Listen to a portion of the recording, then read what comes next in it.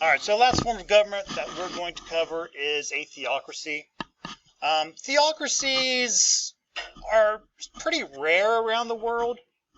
There are a handful of them that exist. Most of them are in Middle Eastern countries. The main one being the country of Iran, uses one. But a theocracy is just where people try to blend their religious beliefs in with their governments. So they want their laws and their procedures and things to be based with their religion, or go kind of hand in hand with their religion. So because of that, their government leaders are usually also some type of religious leader also. Okay, so their politicians are usually some type of priest or some other member of the church.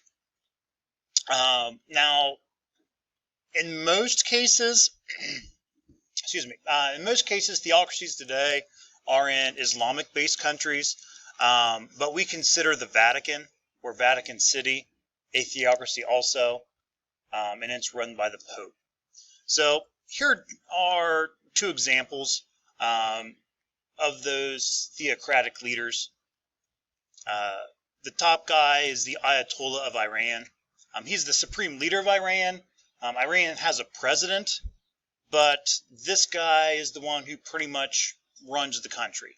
The president pretty much has to get this guy's approval for most things. Now, because this guy is the supreme leader, I don't want you thinking that he has unlimited power.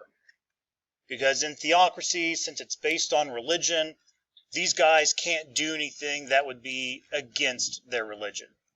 Okay, so for example, most religions in the world, you're supposed to be kind to one another, not harm another person, so on and so forth.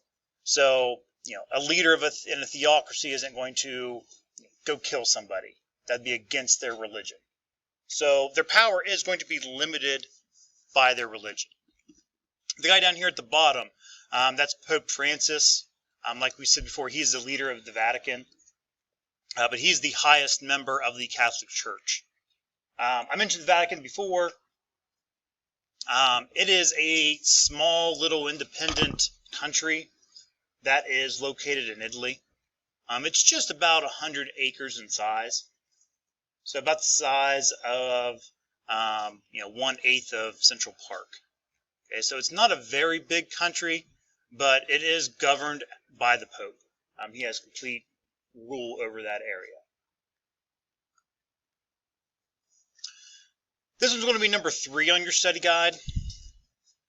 Those of you guys who have the note card versions, I would just do it as a little table on your note card, or even maybe just a T-chart. But it is number 3. Now for number 3 here, the question on your study guide is what form of governments are limited or unlimited? So remember, limited means that the leaders of that government have certain rules and laws that they must follow. They cannot do whatever they want. So the forms of government we've talked about, that's a democracy, where everyone gets to vote on everything. Republic, where people vote on their representatives who vote for them. Constitutional monarchies, who they have a king or a queen, but the king or queen don't have any power.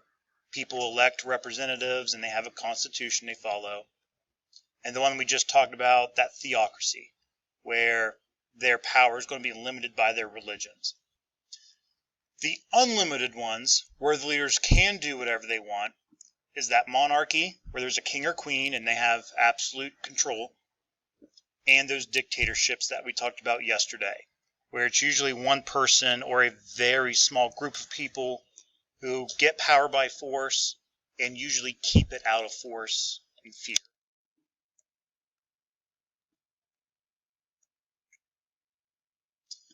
Now this one will be number 17. And the question was, under which forms of government are citizens able to vote for their leaders? And this one's almost the same as our limited and unlimited table, with one small twist. Obviously, in a democracy, a republic, and a constitutional monarchy, all of those citizens can vote, whether it be on every issue or vote for their leaders. The tricky one is a theocracy, and that one's on a case-by-case basis. When it comes to the Pope, okay, not everyone who's Catholic gets to vote for the Pope. Okay, there's a special group of cardinals that select him or her. Well, him, but same thing with that Ayatollah of Iran. Okay, there's a select group of clergy who will vote on and select that next Ayatollah.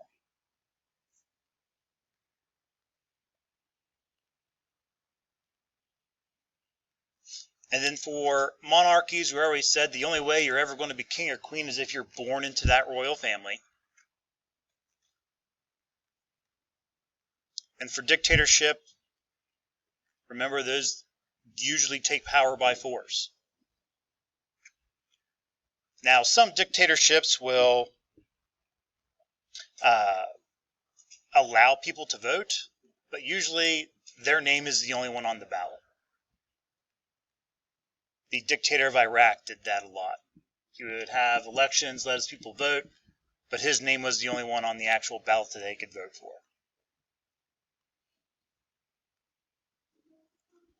Exactly, there was no point in voting. But he could say that he gave his people a choice, when he really didn't. Alright, and the last one, I forget which number this was on your study guide. Does anyone want to refresh my memory? Is it number 16? We just did 17. I think it asks you to compare and contrast a monarchy and a constitutional monarchy. It is number 16? Okay. So for this one, I did it as a Venn diagram. You can do it however you want.